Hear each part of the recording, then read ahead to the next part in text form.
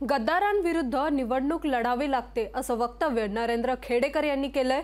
जाधवांना 2 लाखाच्या फरकाने पराभूत करू असा हल्लाबोल नरेंद्र खेडेकर यांनी विरोधकांवर केलाय।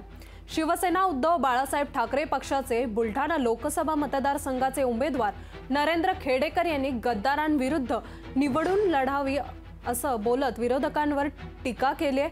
आम्ही प्रतापराव जाधवांना 2 लाखाच्या फरकाने पराभूत करू असा विश्वास खेडेकर यांनी व्यक्त केलाय। आम्ही शेतकऱ्यांच्या प्रश्नावर काम करणार असल्याचं नरेंद्र खेडेकर यांनी लोकशाहीशी बोलताना सांगितलं।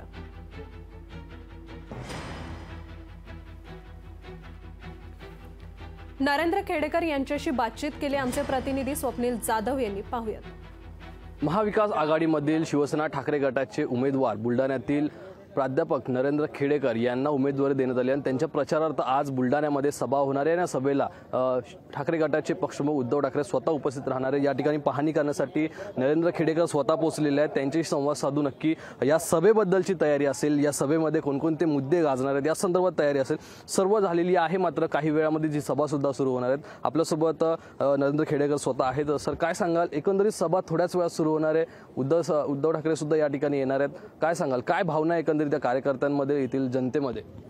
अत्यंत उत्साह कार्यकर्त्यांमध्ये आहे, महाविकास आघाडीच्या सर्वच पदाधिकाऱ्यांमध्ये आहे।